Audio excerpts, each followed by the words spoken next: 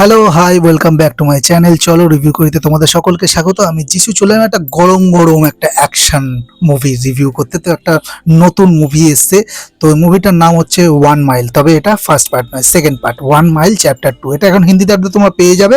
Ryan Philip অভিনীত এই মুভিটা কিন্তু ফার্স্ট পার্টটারই কন্টিনিউশন, ঠিক আছে? তো এটাই সতর্কীকরণ এই মুভিটা দেখার আগে যে ফার্স্ট পার্ট দেখা কিন্তু আবশ্যক।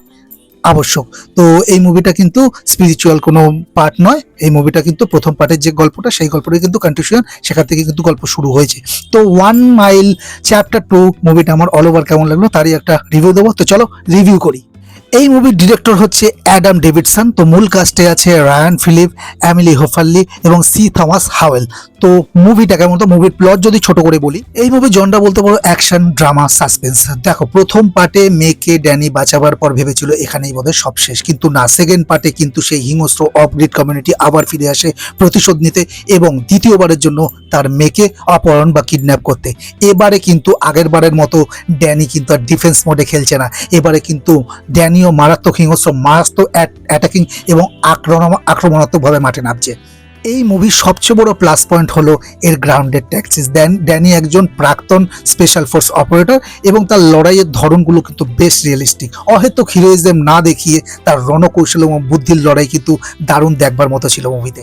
ড্যানি চোরে কিন্তু রায়ান ফিলিপস এবার বেশ পরিণত একজন ক্লান্ত অথচ লড়াকু পাওয়ার ফিজিক্যাল ফিটনেস এবং ইমোশনাল ডেলিভারি কিন্তু আমি প্রশংসা করবো। দারুণ লেগেছে এই জায়গাগুলো আমার। তো রায়ান ফিলিপের অভিনয় এবং কাজ কিন্তু ভালো হয়েছে। এবার আসি ড্যানির যে মেয়ে, তার চরিত্র অ্যালেক্স। তো দেখো, প্রথম পার্টে অ্যালেক্স একজন শুধুমাত্র কেবলমাত্র একজন ভিকটিম থাকলেও এবারে সেকেন্ড পার্টে চ্যাপ্টার 2-তে কিন্তু তাকে বেশ একজন সার্ভাইভাল হিসেবেই দেখানো হয়েছে। তো তার চরিত্রের যে গ্রোথটা, সেটা কিন্তু একটা মুভিতে কিন্তু অনেকটা ডেপথ দিয়েছে। এই মুভির ডিউরেশন মাত্র 1 ঘন্টা 20 মিনিট। তো তোমাকে কোথাও বোর হতে দেবে না। দ্রুত, মানে প্রচন্ড ফাস্ট পেস এবং গল্প কিন্তু দ্রুত সামনের দিকে এগোয়। তো তুমি কোথাও বোর ফিল করবে না, একেবারেই প্রচন্ড ফাস্ট পেস। এবার আসবো কিছু নেগেটিভ ইস্যুতে। দেখো, মুভির প্রথম পার্টের পর যেখানে পুলিশ বা প্রশাসনের হস্তক্ষেপের দরকার ছিল, সেই জায়গায় ড্যানি একাই নিজেই সব হ্যান্ডেল করে নিচ্ছে। তো এই জায়গাগুলো কিন্তু খুব একটা বাস্তবসম্মত মনে হয় না। তো এই জায়গাগুলো কিন্তু অবাস্তব ঠেকবে। আর দেখো, এই মুভিতে কিন্তু চিত্রনাট্যে অনেক বড় বড় লজিক্যাল গ্যাপ আছে। সেটা কিন্তু যারা স্মার্ট দর্শক তাদের কিন্তু সেই জায়গাগুলো একটু খটকা লাগতে চলেছে। এবার আসবো ভিলেনের কথায়। দেখো, এখানে অ্যান্টাগনিস্ট প্লে করেছেন সি থমাস হাওয়েল। তার অভিনয় দারুণ লেগেছে। অভিনয়ের দিক থেকে কোনো খামতি নেই, কিন্তু তার এই যে চরিত্রটা, স্ট্যানলি চরিত্রটা, এই চরিত্রটা কিন্তু সেই পুরনো রিভেঞ্জ ড্রামা ট্রোপের বাইরে যেতেই পারে না।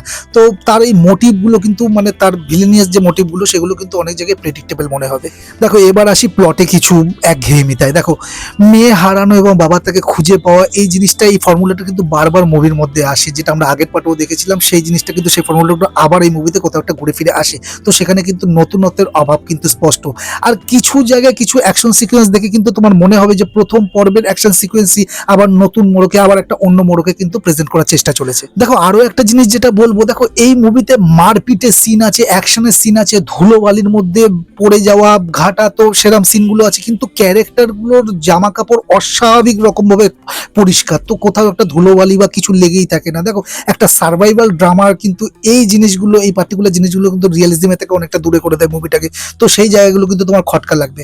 এবার আসি মুভির ফাইনাল বাড়িতে। তুমি যদি টেকেন বা জন উইকের অ্যাকশন প্রেমী, মানে হার্ড করে ফ্যান হও সেই ধরনের মুভির, তা আর তুমি যদি কোনো লজিক নিয়ে বেশি মাথা না ঘামাতে চাও, একটা গুড অ্যাকশন থ্রিলার মুভি দেখতে চাও, তাহলে এই মুভিটা কিন্তু তোমার ওয়াচ লিস্টে থাকা উচিত। একটা গুড এন্টারটেইনার হয়ে যাবে এবং একটা ওয়ান টাইম ডিসেন্ট ওয়াচ হয়ে যাবে।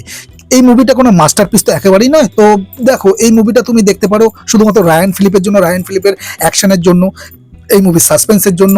আর গোটা প্রথম পার্টটা যদি তোমার ভালো লেগে থাকে, সেকেন্ড পার্টটা অনেকটা আরো একটু বেশি গ্রোথ আনা হয়েছে ক্যারেক্টারগুলোর ওপর। তো সেই কারণের জন্য তুমি মুভিটাকে কিন্তু এনজয় করে নেবে। তো এই ছিল আমার 1 মাইল চ্যাপ্টার 2 মুভিটাকে নিয়ে অল ওভার রিভিউ। যারা দেখে ফেলেছো তারা কমেন্টের মাধ্যমে জানাতে পারো তোমাদের কেমন লেগেছে। এই ভিডিওটা ভালো লাগলে একটা লাইক শেয়ার করে দিও, তোমার কাছে মধ্যে সাবস্ক্রাইবটা প্লিজ করে নাও যদি চ্যানেলটাকে সাবস্ক্রাইব না করে থাকো, আর বেল আইকনটা প্রেস করতে ভুলো না, যাতে করে নোটিফিকেশন না যায়। তো সবার একবার রিভিউগুলো দেখতে হবে। খুব শীঘ্রই তোমাদের সাথে দেখা হচ্ছে নতুন কোনো কন্টেন্টের রিভিউ নিয়ে। ততক্ষণ ভালো থাকো, সুস্থ থাকো, দেখতে থাকো।